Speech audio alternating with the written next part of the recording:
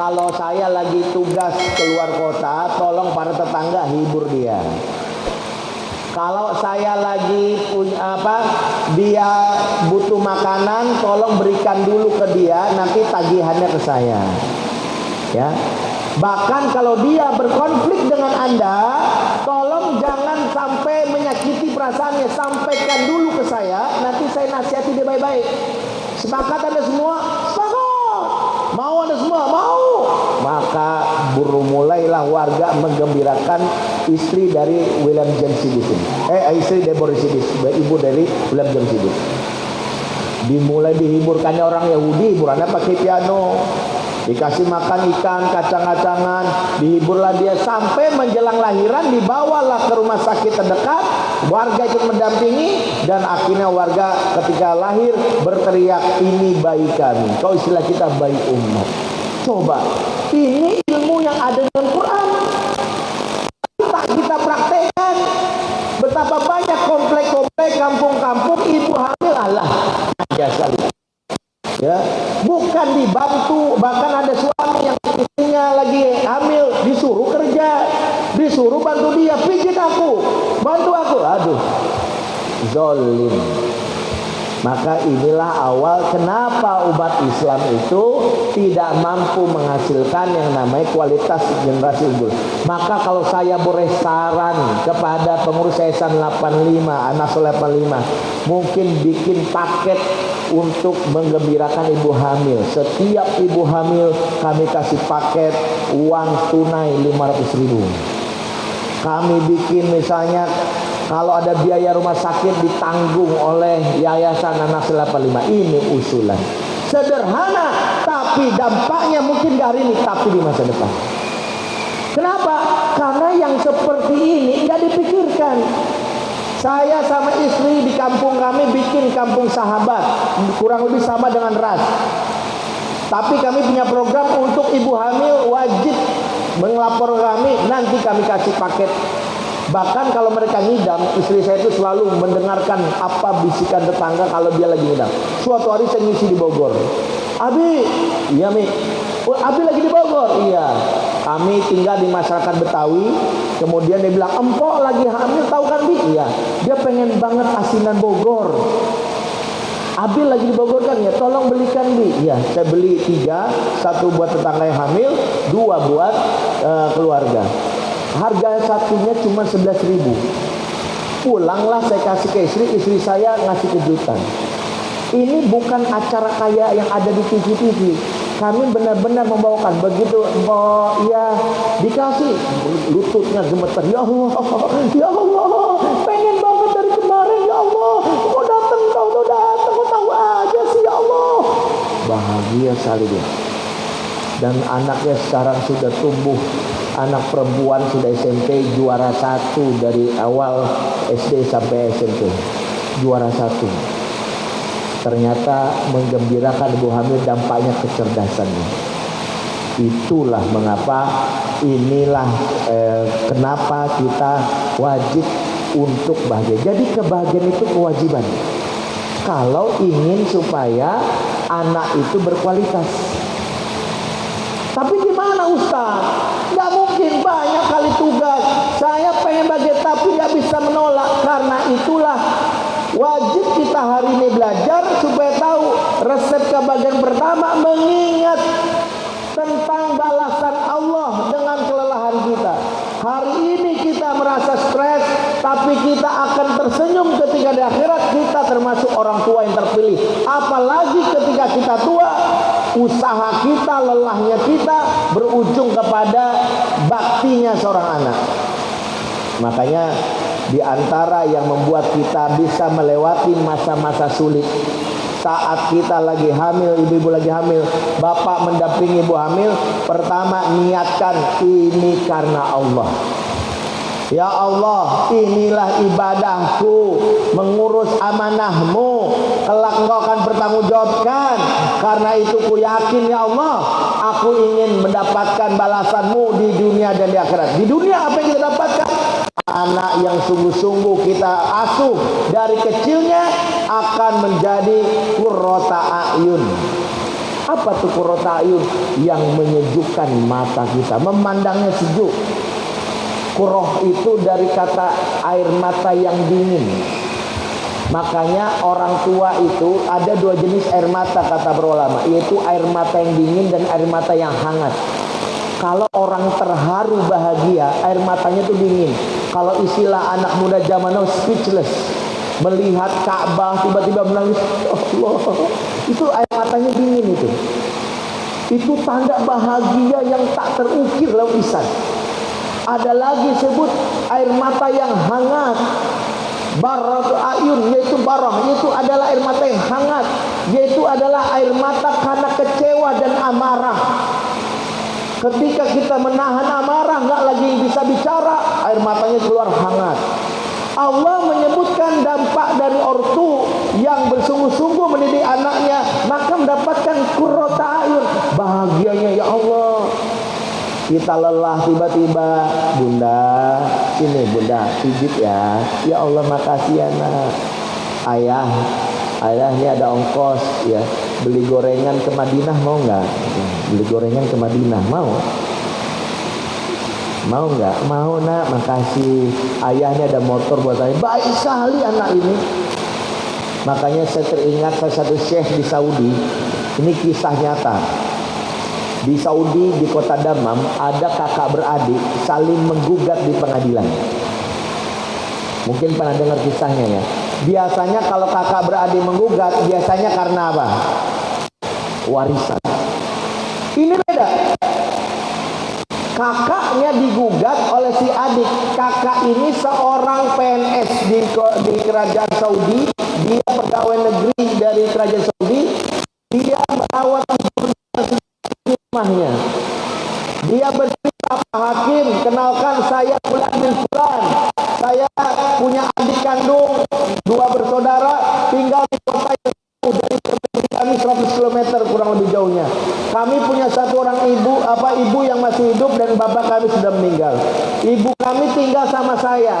Saya buatkan tempat yang bagus, saya bikin kamar yang bagus, saya bikin hidupnya layak, saya bayar seorang pembantu untuk melayaninya. Sampai suatu hari sang adik saya menggugat Pak Hakim. Dia ingin merebut hak mengasuh ibu. Dia ingin ibunya tinggal sama dia. Mohon Pak Hakim, bukannya saya tak mau menyerahkan hak ibu kepada adik saya. Soalnya adik saya ini kerjanya belum jelas. Dia ini hanya internet marketer. Penghasilannya berdasarkan di internet saja. Kadang dia dapat banyak, kadang dia sedikit. Saya khawatir memberatkan dia Pak Hakim. Maka tolong Pak Hakim, jangan kabulkan tuntutan adik saya. Saya ingin ibu saya biar sama saya saja. Maka adiknya pun ditanya Pak Hakim, bagaimana wahai adik? Pak Hakim, betul kata abang saya tinggal jauh 100 km dari kota ini. Ibu saya tinggal sama abang saya kerjanya cuma penghasilan dari internet. Ibu saya betul dapat tempat yang layak di tempat yang di rumah abang saya, tapi Pak Hakim tahu abang saya ini sibuk sekali. Dia pegawai kerajaan yang kadang pulang larut malam, bahkan pernah 3 hari keluar kota, seminggu keluar kota. Ibu tinggal di rumah sendirian. Ibu merasakan dia ingin ngobrol sama anak tak punya waktu, mau bicara sama mantunya sudah sibuk sama cucunya mengurus anaknya. Maka Pak Hakim, tolong Pak Hakim, saya tahu ibu saya butuh bukan hanya materi, dia butuh teman bicara, butuh teman ngobrol. Kalau saya diberi kesempatan mengasuh ibu saya akan gendong ibu saya, tak saya izinkan menapak kakinya ke tanah. Saya akan temani dia ngobrol, saya akan suapi dia, saya pastikan dia tidur dan saya baru tidur. Bahkan saya bangun sebelum dia bangun. Tolong kabulkan Pak Hakim, saya ingin berkhidmat sama ibu saya. Tahu Pak Hakim nangis. Baru ini dalam sejarah ada adik kakak berebut merawat ibu. Ibunya pun nangis. Kemudian Pak Hakim memutuskan, pengadilan memutuskan, hak merawat ibu jatuh ke tangan si adik, tapi biaya keseluruhan perawatan ditanggung oleh sang kakak yang jadi PNS tadi. Maka sang kakak bertakbir, Allahu Akbar, Allahu Akbar, Allahu Akbar. Sujud syukur kemudian bilang, wahai adikku, dengarkan keputusan hakim. Hakim sudah berbuat adil. Tolong, kau sudah mendapatkan jatah merawat mamah dengan surga yang kau peroleh lewat merawat mamah. Tolong jangan ambil jatahku. Itu jatahku untuk membiayai kalian. Itulah caraku masuk surga, membiayai kalian. Tak sepeser pun aku rela engkau ambil. Aku ingin semua biayanya dari aku yang membiayainya. Kamu tinggal ngurus mama aja. Ayo, sepakatlah jangan ambil jatahku. Aku nggak redo kalau engkau ambil jatahku. Kebayang? Ada kakak dan adik seperti ini. Dari mana ini munculnya? Dari usaha sang ibu yang mungkin waktu dia hamil, dia merasa lelah, baru saja hamil, adiknya lagi, ada yang ibu merasakan ada yang pup, tiba-tiba lagi diceboki, adiknya minta berteman, kakaknya minta temenin belajar, belum lagi nangis, air mata jadi ya Allah, ya Allah. Tapi ibu ini berkeyakinan nanti, suatu saat nanti air mata ini akan berubah menjadi air mata kebahagiaan. Lelah ini akan berujung pada surga. Lelah ini akan berujung pada Qur'an. Maka dokter saja, bunda capek nak ya. Aduh kenapa ada sini-sini. Maka dia nikmati itu semua. Kadang kita lelah karena kita tidak lillah. Kadang kita merasa capek karena tidak tahu apa yang didapatkan dari buah kerja keras kita. Maka yang membuat kita bisa bahagia kalau kita mengenang masa-masa di mana kita akan mendapatkan. Maka itulah yang saya ingat. Ustadz pernah, dan itu cara Allah untuk membuat kita mensyukuri nikmat yang Allah berikan ini. Di antara caranya apa? Saya ini punya cerita, Pak. Bu, saya ini dulu diminta oleh guru saya Ayah Irwan itu membina sebuah kampung, namanya kampung Asem Nirbaya di Pinang Ranti belakang Masjid Atik di Jakarta.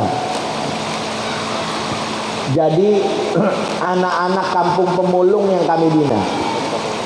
Ketika anak-anak kampung pemulung bina, suatu hari kami bawa anak-anak ini berkhidmat membacakan cerita ke kakek dan nenek di panti jompo, opa oma. Datanglah kami menjelang buka puasa Ramadan saat itu, tapi kami datang terlalu cepat. Acaranya mulai jam 5, kami datang sudah jadi setengah 4. Maka kakek nenek ini belum pada bangun. Ada yang sudah bangun, ada yang masih istirahat. Sementara anak-anak lari sana, lari sini, lari sana. Spontanlah saya menegur anak-anak. Hei, tolong tenang sedikit, tolong tertib sedikit. Ayo anak-anakku semuanya, kasihan opa oma. Tiba-tiba anak tadi langsung diam, duduk mereka. Begitu mereka duduk, itulah kakek di sebelah kami ini tak sadar menepuk pundak saya, marah. Wah, kenapa kek? Gangguin aja. Kami lagi melihat hiburan kami.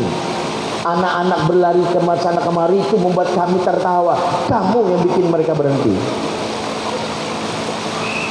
Kamu bikin kami berhenti. Aduh, saya bilang, saya ini mas, udah merasa menangis saya kalau cerita masa kecil saya. Maksudnya apa? Saya ditinggal mati istri saya 6 bulan yang lalu. Saya kalau di rumah itu sendirian, saya lihat rumah saya tertib mas. Dilihat kamar di rumah saya itu tertib, rapi, sunyi, tembok bersih, belum lagi meja rapi, kursi tertata rapi. Tapi saya menangis setiap ingat. Kenapa? Dulu meja ini pernah ada yang coret-coret. Dulu tembok ini telah banyak coret-coretan anak kami. Dulu di sini ada air yang tertumpah. Dulu di sini ada kertas yang berserakan. Dulu di sini ada air-air yang tergenang. Dulu di sini berlarilah anak-anak kami, lari bola-badir. Setiap hari ada teriakan, abang, abang. Ada yang ditarik-tarikan, ada nih. Nangis saya, dek. Nangis saya mas. Saya itu mengingat itu saya nangis. Kenapa? Anak saya 3, 1 sudah jadi dosen, sudah berkeluarga, sudah punya anak, sekarang tinggal di Australia. Yang kedua, anak kami sudah jadi pegawai BUMN, tinggal juga di luar kota. Yang pertama walaupun Jakarta tapi ngekos, tidak bersama saya. Jadi kalau saya di rumah, saya hanya meratap. Ya Allah, masanya sudah lewat. Ya Allah, dulu ada tempat di mana saya melihat, sekarang sudah sunyi, tertib, rapi. Tapi saya tahu masa anak saya sudah lewat. Makanya ketika saya tahu di rumah seperti ini saya nangis, saya memilih saya tinggal di Jompo. Begitu ngelihat anak-anak lari ini, saya terhibur. Kamu yang menghentikannya. Disitulah saya baru sadar, Pak. Makanya saya punya anak 5. Yang 1 sudah kuliah di Al-Azhar Kairo. Air mata tumpah waktu dia berangkat. Abi, Umi, pergi ya. Aku mau menuntut ilmu. Nangis kita. Yang kedua sudah mau pesantren, menyusul nanti ke Amerika di pesantren Imam Samsi Ali. Kami siap mau nangis. Makanya begitu mereka bercanda di rumah, teriak-teriakan adik dan abang, ada yang teriak-teriakan, abi minum mana, kertasku mana, abang nih sama. Saya nggak mau berteriak. Itu saya biarkan mereka selesaikan sendiri. Duduklah, saya bikin kopi, kemudian saya kasih ke istri minum. Anggap kita sudah tua. Anggap kita sudah tua. Jadi saya bilang sama abangnya yang iseng itu, bang, jatah godain adik 5 menit ya. Yes, gitu deh. Si adik bersabar aja 5 menit ya digodain abang. Berkejar-kejaran mereka. Terus kita enggak lagi kita marah. Ini abang sebagai rumah berantakan nikmati. Saya cuma bilang masanya sebentar lagi paling cuma 5 tahun lagi. Ini nih abang ini akan segera pesantren ke Amerika. Yang ini akan segera dewasa. Yang kecil ini 5 tahun lagi sudah remaja, sudah tidak lagi dekat dengan kita. Yang bisa engkau cium-cium sudah nggak mau lagi. Sebenarnya apa sih Abi? Malu ah. Dulu pada saat senang-senang cium-cium, sekarang Abi malu udah gede. Disitulah saya baru menyadari saya telah kehilangan. Disinilah baru kita merasa berharganya ketika anak itu berada bersama kita. Maka kalau ada di sini yang cerita, ya Allah Ustaz, capek betul, saya nggak bilang capek, tapi kita tahu ini nikmat yang akan kita kenang. Ada orang tua yang ketika tua dia tidak bisa menceritakan anaknya. Dulu waktu kecil di mana Pak? Jangan tanya gitu loh. Saya orang tua yang semasa kecilnya pergi keluar kota kemana-mana. Saya nggak pernah bertemu anak saya nggak pernah ngobrol main itu. Sampai sekarang anak saya sudah SMA, ada yang sudah kuliah. Setelah saya pensiun saya baru sadar, saya belum pernah ngobrol sama anak saya. Maka kalau saya ditanya ini, ya Allah jangan tanya itu, sedih hati ini. Kenapa sedih? Ada masa yang saya lewatkan. Maka siapapun di sini yang mengalami masa ketika anak-anak merepotkan, anak-anak membuat kita merasa stres, anak membuat kita capek, nikmati. Karena mungkin 10 tahun lagi masa itu akan berakhir. Karena mungkin 20 tahun lagi kita hanya bisa mengenang itu sambil menangis. Ya Allah, ya Allah, sudah tak lagi ada masa itu ya Allah. Ingat nikmat di masa di mana kita bisa puas menjadi orang tua. Karena itulah satu nasihat yang saya ingat dari Syekh An-Nawawi, penulis kitab Fathul Qadir. Apa kata beliau? La ya'rifu qadraha illa ba'da zawaliha. Seseorang tidak tahu nilainya sesuatu sebelum kehilangan sesuatu tersebut. Kita ini tak tahu nilainya. Betapa bahagianya punya suami, punya istri. Mungkin ibu kesal dengan suami yang selama ini ya mungkin ngomong nggak membantu, bahkan iseng ya kentut sembarangan. Kadang iseng begini, iseng begitu. Tapi begitu meninggal kita baru merasakan bahagianya punya suami seperti ini. Kita mungkin kesal dengan anak kita, tapi ketika dia tiada, kita baru merasakan betapa bahagianya, berharganya anak ini. Maka kalau saya ditanya, ini kan setelah ini kita akan diskusi dan jawab. Resep pertama, bayangkan masa-masa di mana kita sudah tak lagi bersamanya. Yang kedua, bayangkanlah balasan Allah bahwa kita punya kebahagiaan surga. Barulah yang ketiga, lelah dan stresnya kita bisa jadi penyebabnya karena kita yang tak menjalani sunnah Nabi. Di antara sunnah Nabi yang sepele, hadisnya singkat, tapi tak pernah kita praktekkan, itu adalah waktu yang harusnya dinamis. Sa'atan. Apa kata Nabi? Hidup itu dinamis. Di antara penyebab kita stres, kita ini tak pandai mengelola waktu. Kita ini waktunya sibuk, lupa bahwa manusia itu butuh sesekali rehat. Makanya Nabi tidak setuju dengan orang yang saya akan sholat malam selamanya, saya akan puasa selamanya, saya tidak akan menikah selamanya, jomblo seumur hidup. Nabi nggak suka, karena Nabi mengetahui manusia itu sifatnya itu hidupnya dinamis. Di antara penyebab seorang itu stres karena dia tak punya waktu yang bisa membuat hidupnya menjadi dinamis. Apa saja yang dibutuhkan agar hidup kita tidak stres? 4 waktu yang kita bagi. 1, kita boleh membagi waktu memiliki me time. Apa itu? Waktu menyendiri. Boleh kita menyendiri, tak usah pikirkan lagi dengan pasangan, tak usah mikirkan anak dulu. Boleh kita titipkan sementara. Kita mungkin bisa butuh waktu 4 jam untuk tidur, ngorok, untuk bisa baca Quran tanpa diburu-buru. Boleh. Inilah sebut dalam hadis sebagai tahannus, uzlah, menyendiri, boleh. Dan sebaik-baiknya me time ada spiritual time. Walaupun ibu-ibu biasa me time-nya apa? Ya, nonton drama Korea. Ya, ibu-ibu biasa gitu. Pada sebaik-baiknya me time adalah banyak dekat dengan Allah. Itu pertama. Yang kedua, ibu-ibu, bapak-bapak wajib kita punya couple time. Kalau ingin hidup kita supaya bisa dinamis, couple time, waktu berdua. Punya pasangan itu salah satu cara Allah membuat kita beban itu ditanggung bersama. Tapi mohon maaf, sekarang ini banyak istri berasa janda, suami berasa duda. Kenapa demikian? Karena mengurus anak tidak sejalan, tidak seharmonis. Couple time itu apa? Untuk kita ngobrol. Bapak-bapak harus tahu kebutuhan dasar wanita itu bicara. Ya, beberapa riset menyebutkan wanita yang sehat jiwanya butuh 20.000 kata per hari. Ibu-ibu tuh kalau mau sehat butuh bicara 20.000, Bu. Makanya kalau mau aman, ibu-ibu jadi penyiar radio, ya, atau MC, atau guru TK, 20.000 insya Allah sampai. Kalau bapak-bapak cuma 7.000. Makanya ibu-ibu yang tak bicara banyak itu masalah.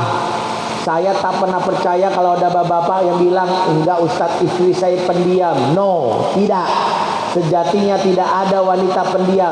Yang ada adalah wanita yang terluka hatinya. Makanya kalau istri pendiam, tanda terluka. Istri kita tuh kalau ngomong singkat, itu tanda lagi stres, Pak. Saya punya istri, saya tanya, Umi udah makan belum? Udah. Makan apa? Ayam. Ayam apa? Goreng. Beli di mana? KFC nanya mulu, itu lagi sakit. Istri yang sehat itu ditanya satu, jawabannya 1000. Umi udah makan belum? Udah, tadi Umi belian goreng tengah jalan ketemu Bu Yanti. Bu Yanti cerita katanya Pak Lurah nikah lagi sama janda sebelah itu yang agen asuransi syariah. Yang kita daftar 100.000 nanti bisa 2 juta di akhir tahun. Kita daftar asuransi syariah gimana, Bi? Tadi bahasa perasaan kita nanya ayam goreng, ujung-ujung asuransi syariah itu sehat. Wanita kalau sehat ditanya satu, jawabannya kemana-mana. Makanya ibu-ibu kalau sehat nggak pernah fokus kalau belanja. Niat dari rumah beli ringso, pulang buat TV LG, iPhone Max Pro, seperangkat Tupperware, brosur apartemen, ya, sama sabun, sama, waduh, itulah kalau sehat. Wanita itu butuh banyak bicara. Maka di antara cara wanita itu bisa nggak stres sederhana. Lakukanlah diajarkan Nabi setiap malam. Apa itu? Bitu indah kholati Maimunah. Kata Abdullah bin Abbas, saya nginep di rumah bibi saya Maimunah. Siapa itu Maimunah? Istri Rasulullah SAW yang tak lain bibinya dari Abdullah bin Abbas. Apa kata Abdullah bin Abbas bersaksi? Karena Rasulullah SAW yatahadas ma'a ahlihi summa rokoda. Rasulullah SAW senantiasa ngobrol sama istrinya baru tidur. Ini sunnah yang disepelekan, ngobrol sama istri baru tidur. Ini sebut pillow talk kalau istilah zaman sekarang. Suami-suami zaman sekarang biasanya sebelum tidur cek WA dulu, ngeliat mention di IG, ngeliat skor bola, aduh MU kalah lagi. Lah, ngelihat data pasien corona, begitu mata udah sepet baru tidur. Inilah membuat ibu-ibu berteriak, ya Allah Ustaz, nasib saya udah kayak martabak. Maksudnya dikacangin. Kalau kacang gurih, dikacangin perih. Nah itulah ibu-ibu yang tak pernah diajak bicara. Maka kalau pengen ibu-ibu itu bahagia, pertama sederhana, kalau tak bisa membawa dia belanja, ajaklah dia bicara, dengarkan. Maka di dalam hadis lain Nabi menceritakan dalam bab kisah Ummu Za'rin dan Abu Za'rin, yaitu Nabi mendengarkan cerita Aisyah ketika menceritakan pengalamannya bertemu dengan 11 wanita yang ditemui tadi pagi. 11-11-nya diceritakan. Bayangkan, ibu-ibu cerita satu saja sudah lama, ini 11. Dan itu dilakukan oleh Aisyah, dan Nabi tak memotong, cukup dengarkan. Oh begitu, ya Allah begitu.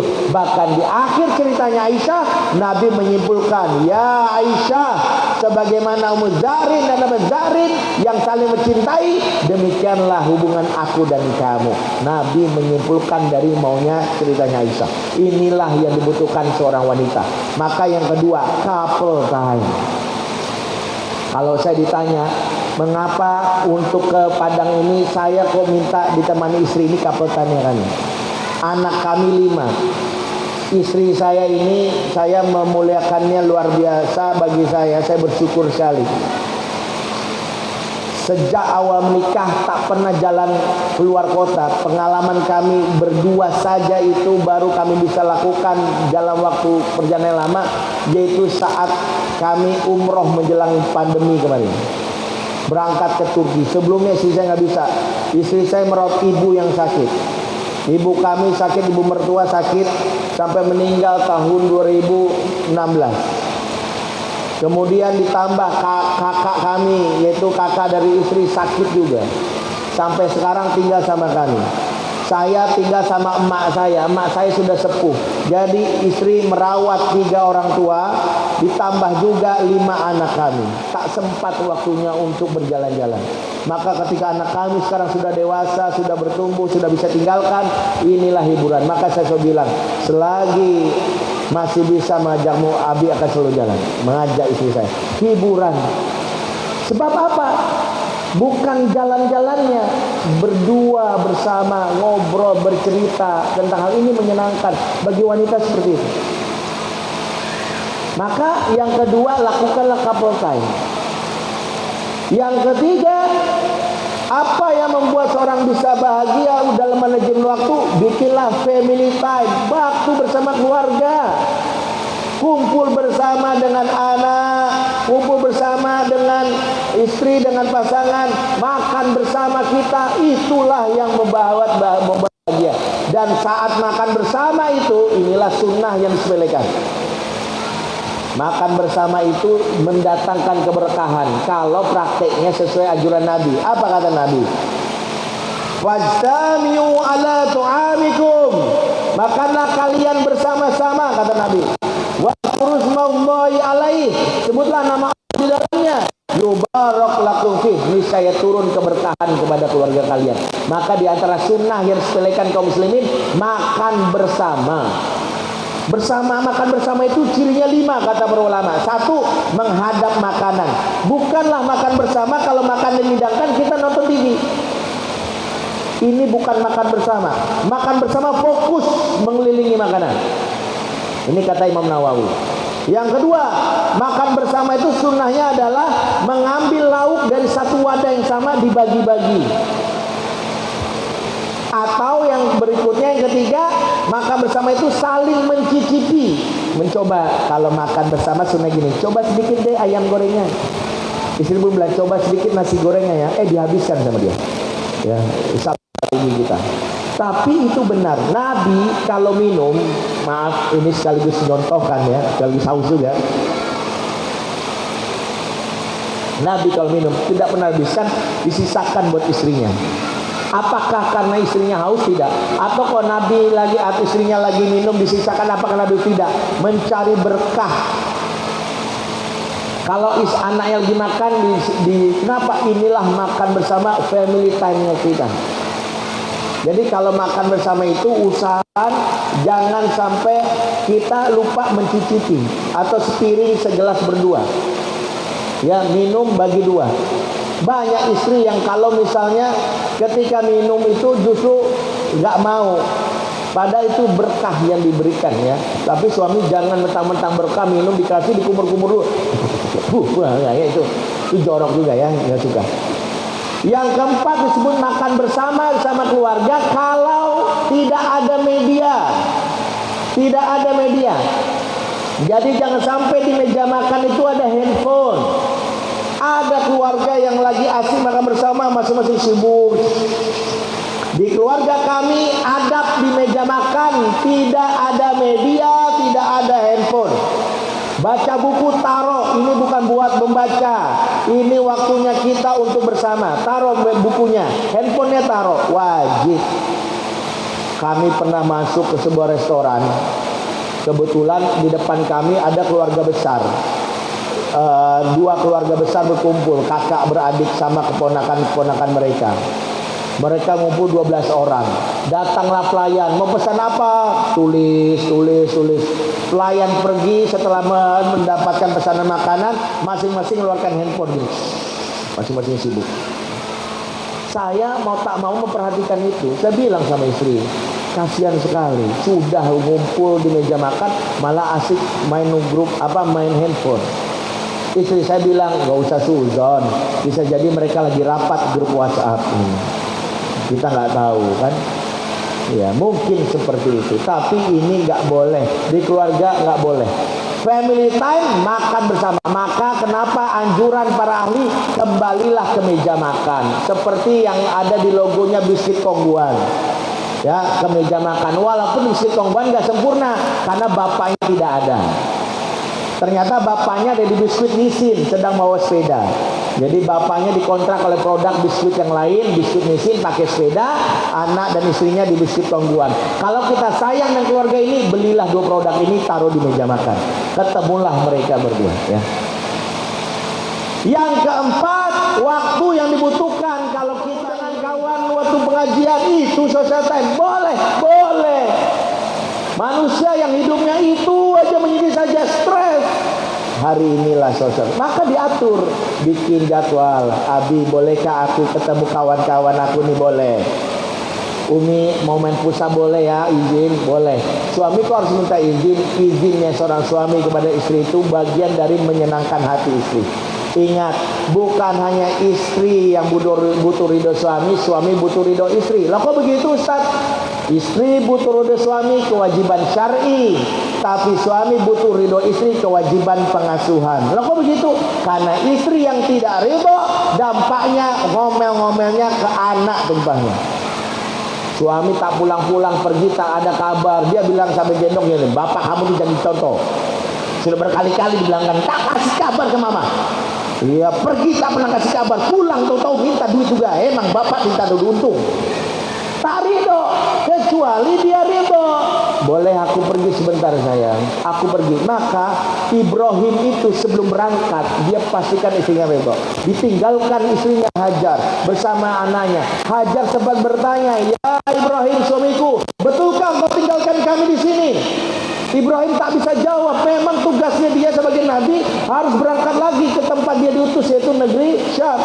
Berangkat lagi 2 langkah, tegus lagi oleh istrinya, wahai suamiku, Betulkah kau tinggalkan kami di sini? Apa kata Hajar di akhir yang ketiga kalinya sama Ali, aina Anas ya Ali, huwa fi kharij, huwa laibun.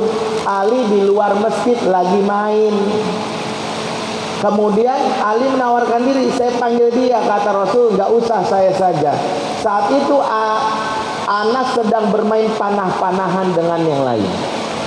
Maka apa reaksi Nabi? Nabi bukan mengatakan, woi Anas. Nabi ikut bersama dengan Anas, kemudian memotivasi irmu Bani Ismail, fa inna abakum kana romian. Ayo terus memanah, keturunan Ismail, bapak moyangmu Ismail seorang pemanah. Ada Nabi setelah puas diajak, asami'tumul azan, kamu dengar azan enggak? Baru azan saja berkumandang, silakan sholat, setelah itu lanjutkan. Konsep kedua, kalau ingin menegur anak, terlibat dulu. Wah, asik lagi main game ya. Ini apa ini? Oh, ini ya. Oh, ini namanya apa? Bunda boleh percaya sebentar? Oke. Boleh azan dulu nak, kita main. Itu yang kedua. Konsep ini disebut mengeluarkan air dari kuping. Ada pernah kemasukan air? Gimana cara ngeluarin air dari kuping? Bukan kita korek-korek. Masukkan dulu airnya, keluarkan lagi. Begitulah yang kedua. Yang ketiga, kalau anak itu dalam hal ini dia melakukan kesalahan, tak perlu dinasehati, cukup didoakan. Nabi itu mengajarkan nasihat dengan cara yang elegan. Caranya apa? Didoakan dengan singkat. Ada seorang anak namanya Rafi bin Amr al-Ghifari, mengambil kurma milik tetangga. Berngadulah orang ini kepada Rasulullah, ya Rasulullah, Rafi mengambil kurma saya. Maka Rasulullah memanggil, ta'al antai Rafi, sini. Lima terminahlah, kenapa kau lempari kurma itu? Maka dijawab, aku lu ya Rasul, saya pengen makan buahnya, saya ini bahasanya saya ingin makan buahnya. Maka Nabi mengatakan, la terminahlah wa kul mayaskutu fi asabiliha. Kemudian Rasulullah summa masarosahu, kemudian mendoakan, Allahumma asbibatna, ya Allah kenyangkanlah perut si anak ini.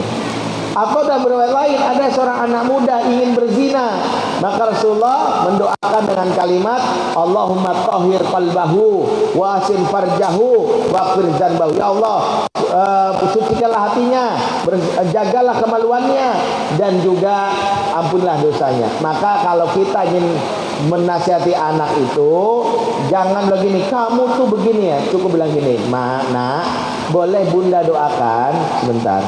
Ya Allah, jadikanlah anakku anak yang rajin ibadahnya, jadikanlah anakku anak yang tertib sholatnya, dan jadikanlah anakku anak yang percaya diri. Amin. Selesai. Para ulama mengatakan kalau ingin mendoakan anak dan menasihatinya maksimal 3 pesan. 3. Kalau kelebihan, ntar anak fikir kita doanya dipikir tahlilan, kelamaan. Ya, amin, amin, amin, amin, amin, ya gitu. Jadi cukup maksimal 3 saja. Wallahu a'lam bishawab. Masya Allah, pertanyaannya masih banyak nih. Staylah kamu di rumahmu. Sebaik-baiknya tempat bagi wanita adalah di rumah. Maka kalau dia bilang, adakah si Nabi berkarir? Tidak ada, karena wanita kalau sudah berumah tangga, khidmat pertama di rumah. Sebagaimana kata Nabi, wal mar'atu ra'iyatun fi baiti zaujiha.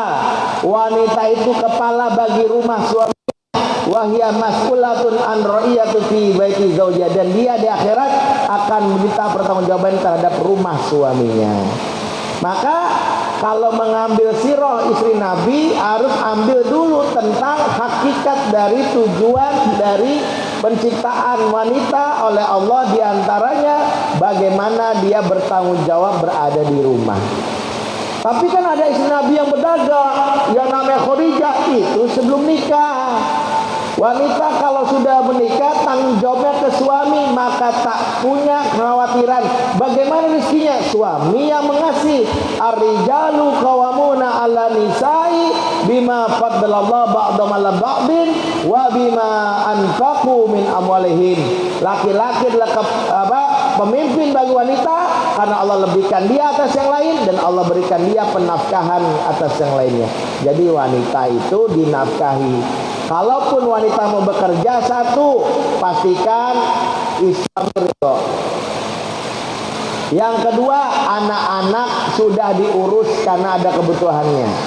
Yang ketiga, pastikan juga itu bukan untuk cari uang, tapi cari berkah. Maksudnya ilmunya yang disebarkan. Jadi bukan bertanggung jawab, aduh mikirin hari ini buat cicil bulanannya gimana ya. Gak usah, itu tanggung jawab suami. Ya, itu tanggung jawab suami. Wanita itu membantu supaya keluarga itu jadi berkah. Jadi bekerja wanita apa? Membantu orang lain mendapatkan berkah keluarga itu. Jadi kalau dari istri-istri Nabi itu belum pernah kami baca ada istri Nabi yang dia berkarir dalam pengertian mencari duit. Tapi kalaupun berkhidmat untuk umat, semuanya berkhidmat untuk umat. Aisyah itu adalah gurunya para sahabat dalam ilmu hadis. Di antara muridnya adalah Urwah bin Zubair. Majelisnya diisi oleh para tabi'in yang ingin mendengarkan hadis-hadis Nabi. Apakah Aisyah mengajar itu karena dia ingin supaya cari duit, supaya dia punya karir jenjang jadi seorang profesor? Tidak. Dia diamanahkan itu pun setelah baginda Nabi wafat. Setelah baginda Nabi wafat, Aisyah umur 18 tahun, tak boleh dinikahi karena istri Nabi, haram dinikahi sahabat jandanya, maka dia mengajar para sahabat. Jadi ngajarnya itu pun setelah tak menjadi istri Nabi. Jadi wanita itu selagi punya suami, berkhidmat sama suami, disitulah pintu surganya. Makanya inilah yang harus dicari dari seorang wanita. Wallahu a'lam bishawab. Nah, tulis Ustaz, sudah kelihatan tulisannya panjang. Masyaallah. Saya persingkat. Izin bertanya Ustaz, sebagaimana kami orang tua yang punya anak pertama sama-sama stres ya, dengan stres mengasuh ya, hingga kemudian saat punya adik, papanya membanding-bandingkan dia dengan adiknya. Nah, bahkan sering menyalahkan dan tidak juga apa nih? Sering pukul maksudnya, mungkin berbuat kekerasan. Dan si kakak ini usianya kelas 2 SD. Sampai satu ketika si kakak ini stres, berteriak-teriak, menjerit, wah ini dramatis sekali, sampai bilang benci papa sebab perlakuan papanya. Nah, ini bagaimana kita menanggulanginya? Ya, pertama bertobatlah orang tua yang zalim terhadap anak, khususnya anak pertama. Di antara kezaliman anak pertama yang paling ringan yang paling ringan kezaliman terhadap anak pertama, yaitu orang tua selalu ngomong gini, ngalah. Ngalah ini bahasa kezaliman. Setiap anak punya hak. Kalau ingin ngajarkan berbagi, jika bukan bahasa ngalah, maka ini menebarkan kebencian. Kenapa? Karena kehadiran adik adalah maka aku jadi dibenci, aku jadi dijauhkan, aku disuruh mengalah. Semua anak itu memiliki hak yang tak boleh dikurangi, 100% no discount. Apa yang mereka dapatkan? Hak kasih sayang. Kalau kita memperlakukan kakak seperti ini, adik begitu. Adik merampas barang kakak, tegur. Adik itu barang kakak. Supaya apa? Adik pun belajar menghargai orang lain.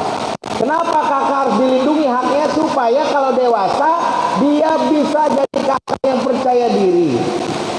Beberapa riset dari SMK dan Buah Hati guru kami menyebutkan anak pertama seringkali prestasinya seringkali hancur, pendidikannya seringkali tidak selesai karena konsep orang tua yang mengajarkan ngalah. Padahal bukan ngalah, yang diajarkan harusnya tanggung jawab. Ngalah itu membuat dia kalau diambil barang sama temannya dia tak berani membela. Yang dilakukan adalah ya sudahlah, ambillah daripada ribut. Ini tak boleh, ini sesuatu yang akan merusak. Maka yang pertama, kalau dibiarkan kebencian ini akan berujung kepada kerugian bagi orang tua. Ingat, di antara hal yang akan kita pertanggungjawabkan di hadapan Allah adalah hak-hak anak yang tak diberikan. Di antaranya hak keadilan, hak kasih sayang. Kalau sampai anak membenci, dampak yang pertama selain dia tak mau berkhidmat kepada orang tuanya, maka dia akan berujung kepada perilaku. Ingat, kebencian kepada ayah rentan membuat anak laki-laki jadi gay. Beberapa G yang kami temui itu kalau ditanya kenapa kamu jadi G, jadi lelaki bertulang lunak atau lelaki presto, tahu lelaki presto bertulang lunak, jawabannya karena benci sama ayah. Mengerikan sekali. Maka kalau ini terjadi, istri mengingatkan ayah, anak ini akan dihisap, maka kita akan dihisap setiap kelakuan anak kita. Mari kita benahi, mari kita perbaiki. Kalau kebencian ini karena bisa jadi masalah aku dan kamu belum beres, yuk kita selesaikan. Mungkin aku yang salah, mungkin waktu hamilnya itu aku ada suami yang menyalahkan kelahiran anak pertama itu sebagai masalah. Bisa jadi satu, anak pertama lahir tak sesuai harapan. Kupikir dia jadi putih seperti aku, malah hitam. Kuharap dia bisa hidung mancung, malah pesek. Tak sesuai harapan, benci. Jangan sampai membenci apa yang telah Allah tetapkan. Yang kedua, bisa jadi istri setelah lahiran nifas tak mau melayani suami. Mungkin dia sakit, khawatir di bagian rahimnya terkoyak, maka setiap suami ngajak berhubungan, ntar mas, ntar bang, ntar, maka suami mengatakan nih gara-gara lahiran nih. Maka bagi istri pun mengevaluasi, apakah ada kebencianmu kepada anak itu karena peran aku. Ayo kita selesaikan. Maka ajaklah setiap anak harus basuh lukanya selagi masih umur kelas 2 SD. Kalau sudah remaja, banyak predator atau penjahat yang mengincar anak-anak ini. Maka istighfar, mengampunlah kepada Allah, bantu anak untuk mendapatkan kasih sayang seperti kita memperlakukan anak yang nomor 2. Demikian anak pertama wajib mendapatkan kasih sayang. Wallahu a'lam bishawab. Terakhir, ketika kita sudah membuat keluarga yang kondusif, yang anti stres, ya bahagia, tapi bagaimana cara kita menjaga diri keluar supaya tidak terpengaruh ketika keluar dari rumah? Di antara kisah Quran yang menjadi pelajaran adalah kisah Yusuf yang keluar dari negeri Mesir, keluar dari negeri Syam. Dia terdampar di negeri Mesir, di mana dia diasuh oleh seorang perempuan yang mencintai dia dan akhirnya mengajak mesum. Allah berfirman surat Yusuf ayat 24, walaqad hammat bihi wa hamma biha laula ar'a burhana rabbih. Sungguh wanita itu yaitu Zulaikha terus-terusan menggoda Yusuf.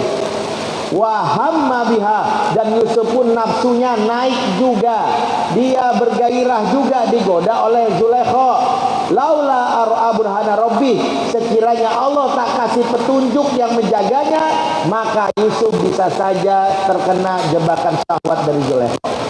Kisah ini masyhur, kita sudah tahu. Yusuf digoda di ruangan sepi, dikunci oleh wanita cantik nama Zulaikha. Tapi Yusuf berhasil keluar.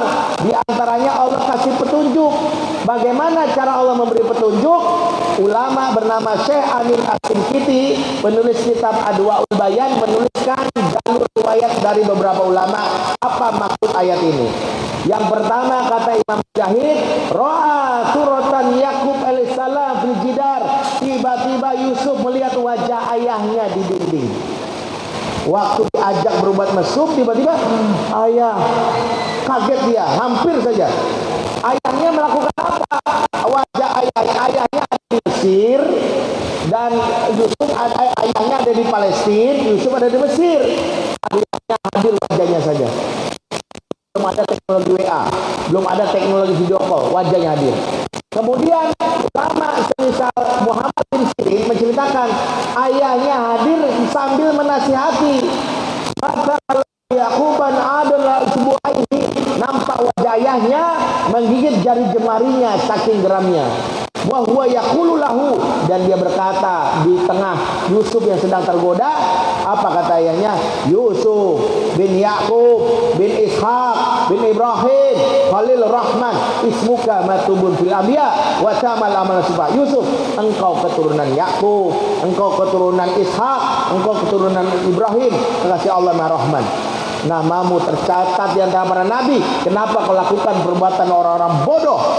Begitu melihat wajah ayahnya dan nasihatnya, Yusuf langsung tersadar. Aku nggak boleh memperkenalkan diriku. Maka dia lari, dan resikonya dia difitnah. Dia dianggap memperkosa Zulekho. Tapi kisah ini menjadikan pelajaran. Kata Aminah Simpiti, anak yang dekat dengan ayahnya maka tidak mudah tergoda saat berada di dunia luar.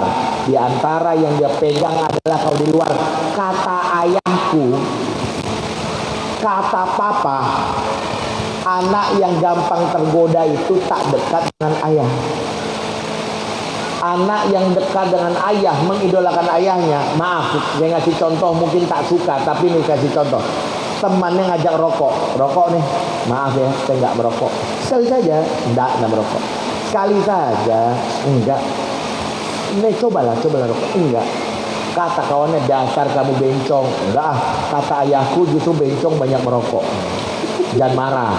Kata ayahku, kata papaku, bencong banyak merokok. Dia tak merokok karena ingat kata papa. Mengapa anak-anak zaman now mudah sekali diajak kawannya? Karena papanya kata-katanya tak menghujam dalam hatinya. Maka kalau saya ditanya, apa yang buat anak-anak kalau keluar bisa terjaga? Jadilah ayah yang dirindukan. Bacalah buku Father Man 1.